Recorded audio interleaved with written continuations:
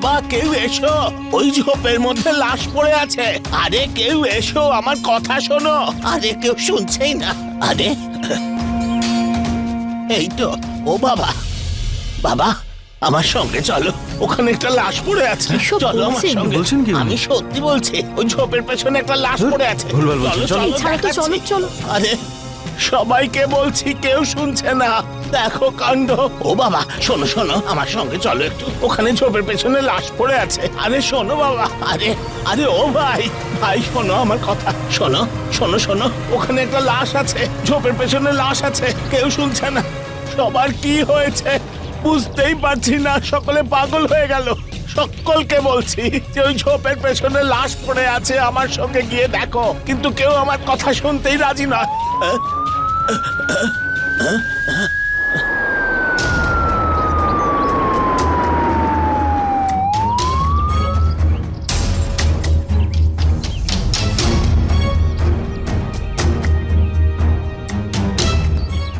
একজনের প্রাণ চলে গেল, কিন্তু কারোর পরোয়াই নেই। আরে কখন থেকে চিৎকার করছি, যেখানে ঝোপের পেছনে লাশ পড়ে আছে। আরে কেউ এসো, এসে একটু দেখো। এসো বাবা এসো, এখানে দেখো লাশ পড়ে আছে, একটু দেখো।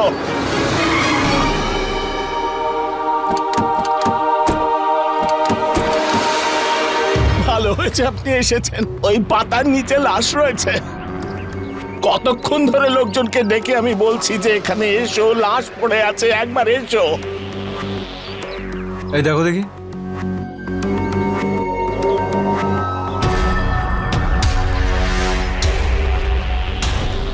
বডিটা বাইরে নিয়ে এসো।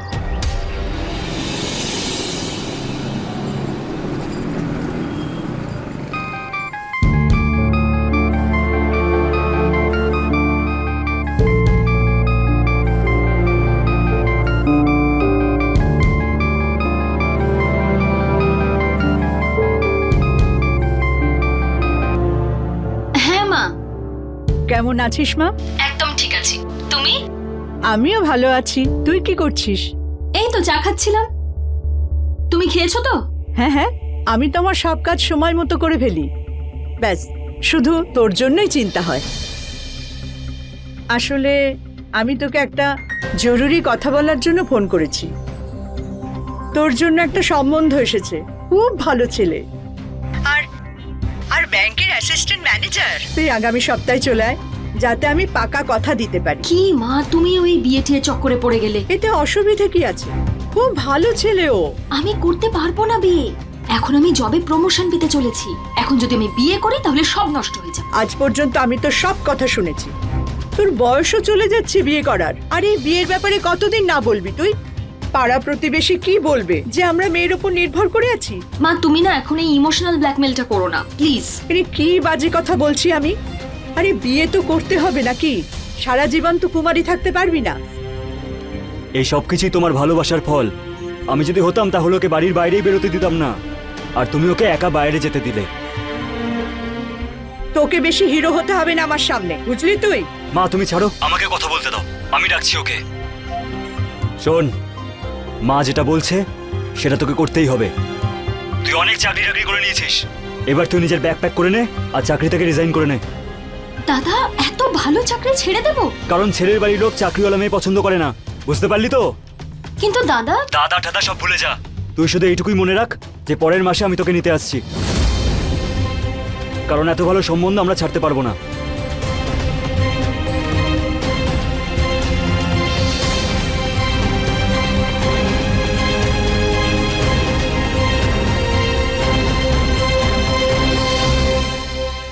আমি আসছি, খুবই আর্জেন্ট।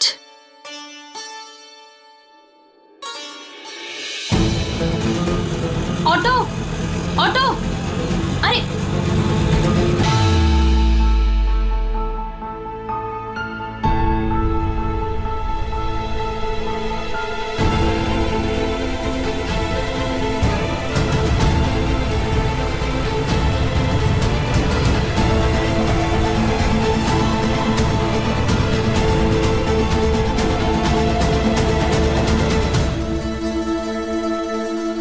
Hello, high.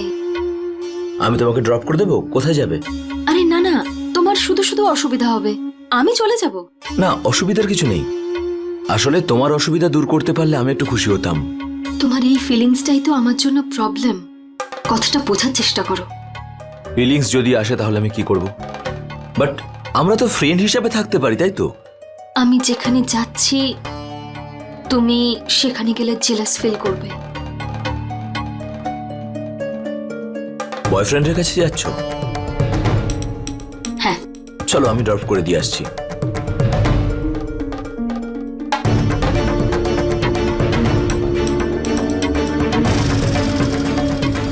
বসো।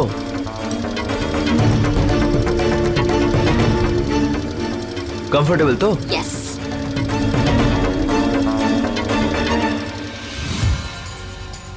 আরে পাগল তোমার দাদা, একবার জেদ করলে পেছনেই পড়ে থাকে। আরে এভাবে কিভাবে তোমার বিয়ে অন্য কারোর সাথে দিতে পারেন উনি? আমার দাদা যেমন তেমনই থাকবে, আমি ওকে বদলাতে পারবো না। হ্যাঁ জানি, কিন্তু তোমার দাদাকে তো এটা বোঝাতে হবে যে তুমি আমাকে ভালোবাসো, আমাকে বিয়ে করতে চাও। হ্যাঁ, যাতে ও এসে আমাদের দুজনকে মেরে ফেলে। তুমি জানো ওর নামে কতগুলো কেস চলছে? আরে ওকে বাদ দাও, আমার মাও আমাদের সম্পর্কটা মানবে না, কারণ তোমার বাবাই তো আগে আমাদের ওখানে কাজ করতেন। তাহলে অমৃতা তুমি বলো না আমরা কি করব? একটা বেস্ট আইডিয়া দেব, আমরা দুজনে মিলে চুপি চুপি বিয়ে করে নিই। আচ্ছা, আর তোমার দাদা আমাকে প্রাণে মেরে ফেলুক। অন্তত আমার বিয়ে তো করাবে না অন্য কারোর সাথে।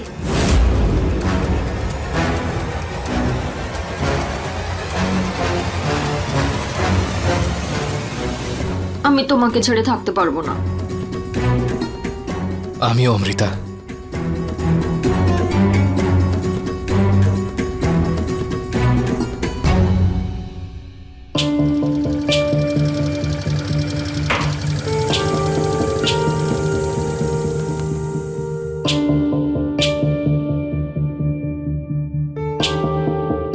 অমৃতা, আমি খবর পেলাম তোমার জন্য নাকি সম্বন্ধ এসেছে। আমার ওই সম্বন্ধটা পছন্দ না। হ্যাঁ সেটা তো জানি, কিন্তু এখন কি করবে? পালিয়ে গিয়ে বিয়ে করব। তোমার বয়ফ্রেন্ডের এত সাহস আছে? ওকে বাদ দাও, তোমার এত সাহস আছে? কি? এটাই, তোমার মধ্যে কি এতটা সাহস আছে?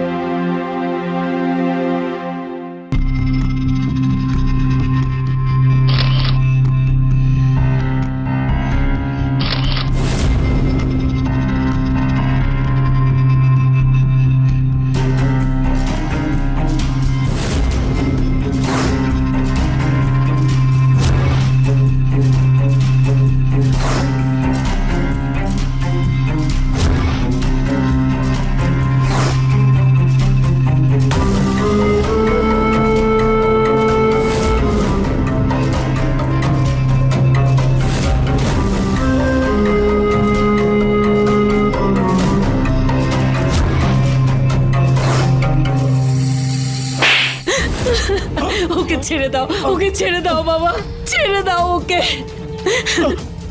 না বাবা, ওকে মেরো না। তোর এই অপদার্থ ছেলের এত বড় সাহস কি করে হয় আমার বোনকে বিয়ে করার? কোথায় ওরা? না বাবা, আমরা এসব কিচ্ছু জানি না। ওর ফোনটা তো বন্ধ বলছে। ওটা দে। এই না, অনেক চেষ্টা করেছি আমরা, লাভ হয়নি।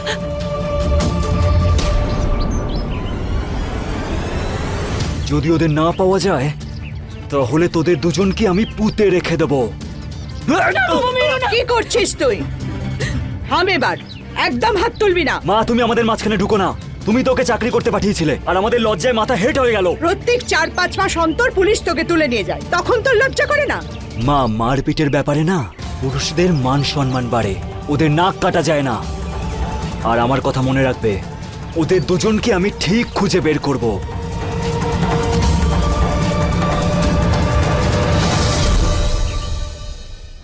আপনারা এখান থেকে চলে যান। কিছু যদি খবর পান তাহলে আমাকে নিশ্চয়ই জানাবেন। হ্যাঁ অবশ্যই জানাবো। অনেক ধন্যবাদ, অনেক ধন্যবাদ।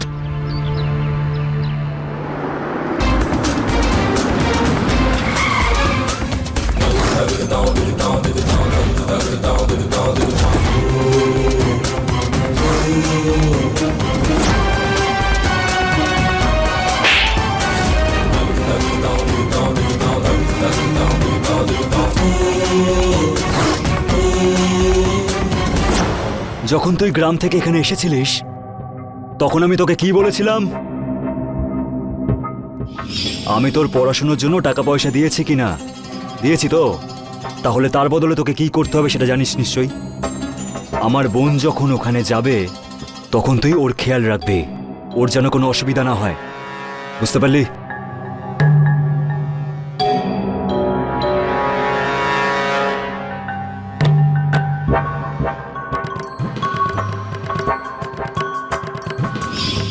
এই খেয়াল রেখেছিস তুই?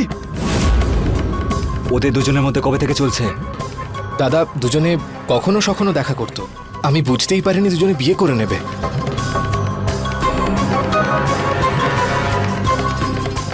এখন কোথায় ওরা? আমি জানি না দাদা।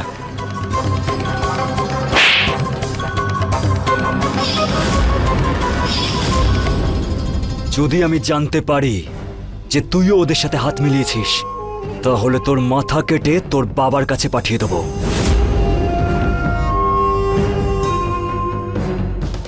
যখনই তুই ওদের ব্যাপারে কিছু জানতে পারবি তখন আমার ফোনে যেন কলটা আসে, বুঝতে পারলি? এই চল।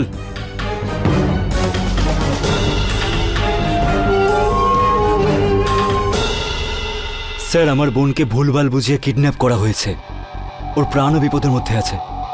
সেই জন্যই আমি কোর্ট থেকে পেপার নিয়ে এসেছি।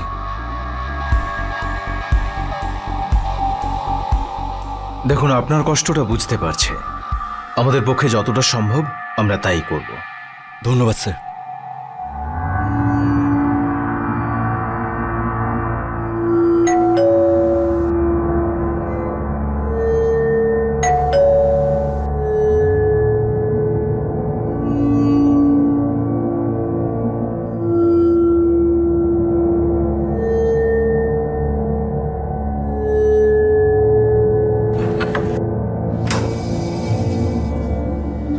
তুমি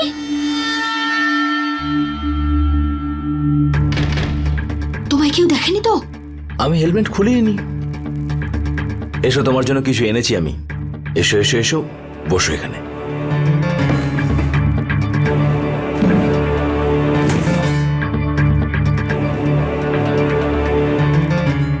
এমন একটা জিনিস যেটা তুমি খুব পছন্দ করো।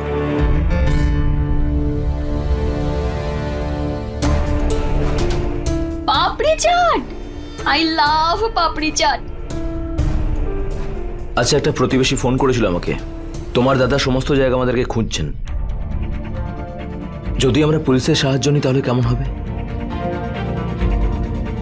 দেখো, আমি আমার দাদাকে খুব ভালো করে চিনি। ও নিজেই পুলিশ লাগিয়ে রেখেছে আমাদেরকে খোঁজার জন্য। খুব ভালো হয় যদি আমরা কদিন লুকিয়ে থাকি। আরে বাবা, এরকম কতদিন লুকিয়ে থাকবো? কোনো না কোনো দিন তো ওর সামনে আমাদের যেতেই হবে। এখন না তুমি এই পাপড়ি চাটটা খাও। হ্যাঁ করো।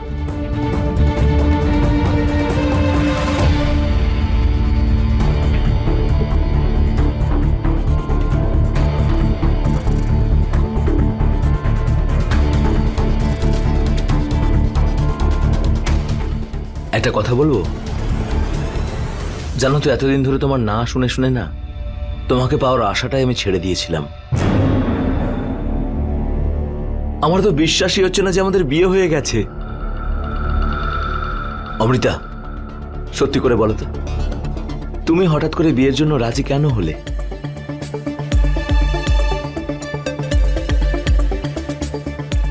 কারণ এখন আমার জীবনে ভালোবাসার দরকার ছিল,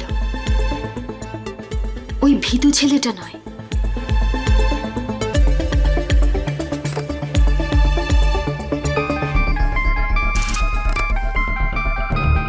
নতুন নাম্বার তুমি কাকে দিয়েছো? মাকে দিয়েছি, জানার জন্য ওখানে কি হচ্ছে। আরে তোমার মা যদি তোমার দাদাকে বলে দেয় তাহলে কি হবে? বলবে না, মা আমার সঙ্গে আছে। এখন চুপ করো। হ্যাঁ মা, কেমন আছো তুমি? হ্যালো, হ্যাঁ বল। ওরা দুজন এখন মাডাল্যান্ডে আছে। ঠিক আছে, আমি ওখানেও খোঁজ লাগাচ্ছি। চল।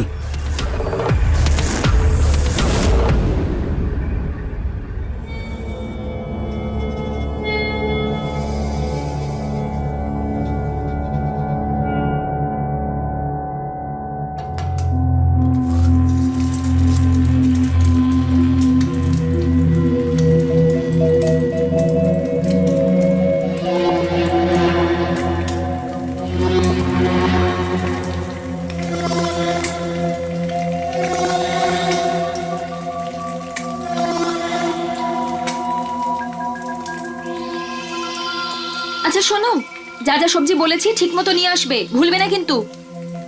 ঠিক আছে।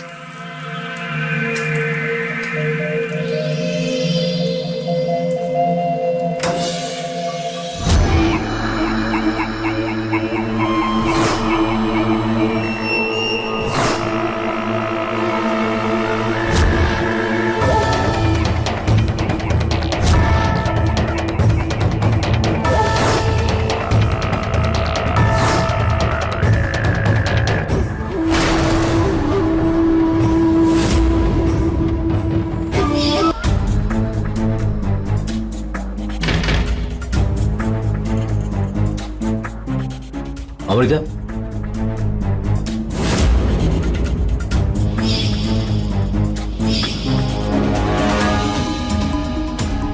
অমৃতা, অমৃতা,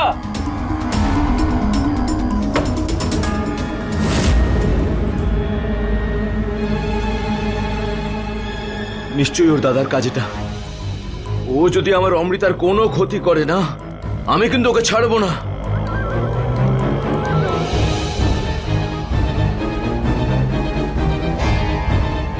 হ্যালো নিরঞ্জন, রতন বলছি আমি। অমৃতাকে তুই নিয়ে গেছিস না? তুই কোথায় আছিস বল আমাকে। তোকে আসতে হবে না, আমি ওখানে যাচ্ছি। আমি আমার স্ত্রী অমৃতাকে নিয়ে আসবো। ওর যদি কোনো ক্ষতি হয় না তাহলে আমি তোকে মেরে ফেলবো, তাতে আমার জেল হয় যদি হোক।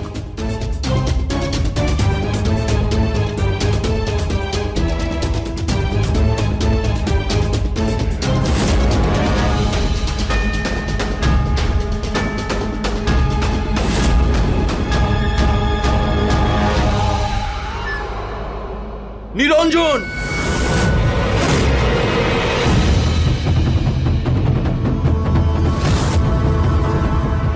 অমৃতা কোথায়?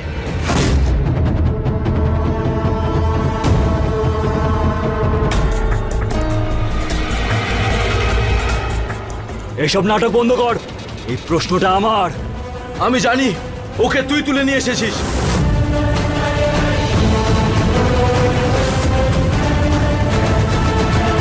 তোর কিডনি দুটো এখনো তোর পেটের মধ্যে আছে। এটার মানে জানিস তুই যে আমার বোন আমার কাছে নেই। বুঝতে পারলি? আমার উকিল বলেছে আমাকে, যদি পুলিশ তোকে কোশ্চেন করে তাহলে সেটাই ভালো। তারপর তো আমি আমার বোনকে মারার আগে ওকে বিধবা নিশ্চয়ই বানাবো আমি।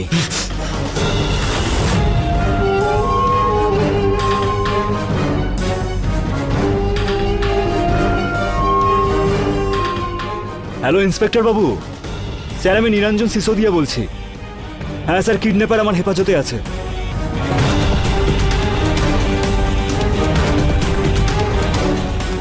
আরে ওই, আরে ধর ওকে।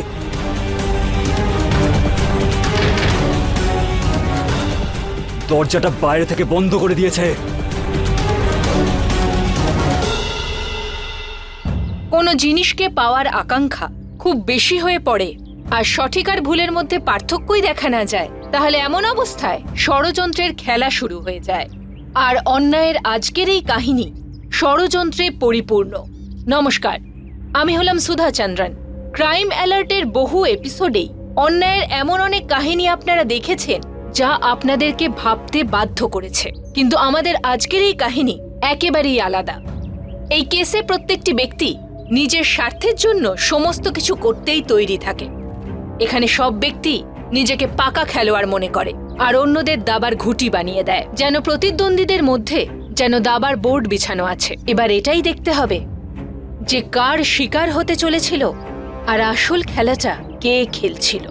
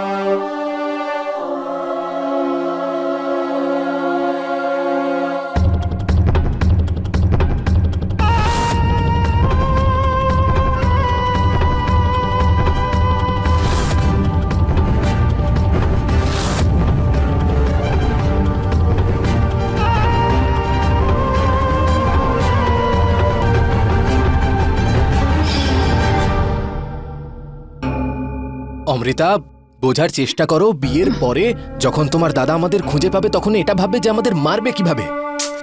সেটা তো আমিও জানি, সেজন্যই তো বলছি আমরা ওর কাছে ধরা দেবই না। আর গ্রামে আমার বাবা মায়ের কি হবে এটা ভেবেছো তুমি? এটাও আমার সাথে প্রেম করার আগে ভাবা উচিত ছিল।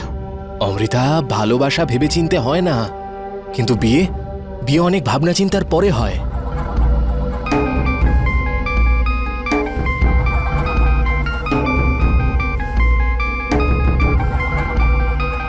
কি বলবো এই ছেলেটাকে?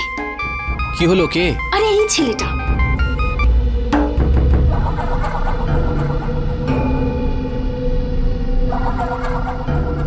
অমৃতা, আমার কাছে একটা আইডিয়া আছে, যাতে তোমার দাদা তোমাকে খুঁজবেও না আর আমাকে মারার জন্য আমার পিছনেও পড়বে না।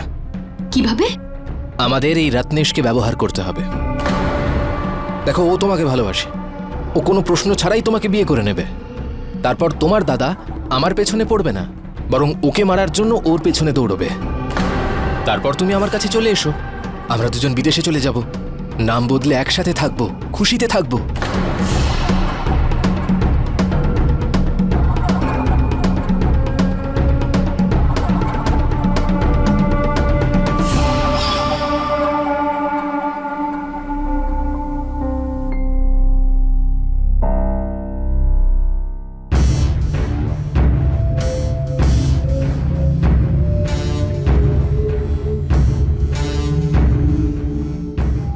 এতদিন বিয়ে করে ওর কাছে ছিলাম, তুমি জেলাস ফিল করোনি?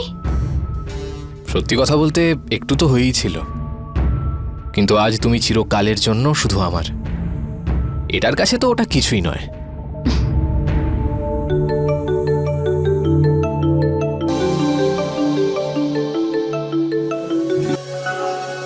ওই ম্যানেজার ম্যামের ফোন। অ্যাকচুয়ালি আমি ওনাকে বলেছি আমি নাসিকে আছি মার্কেটিং এর কাজে, তাই। খুব দুষ্টু বুদ্ধি না?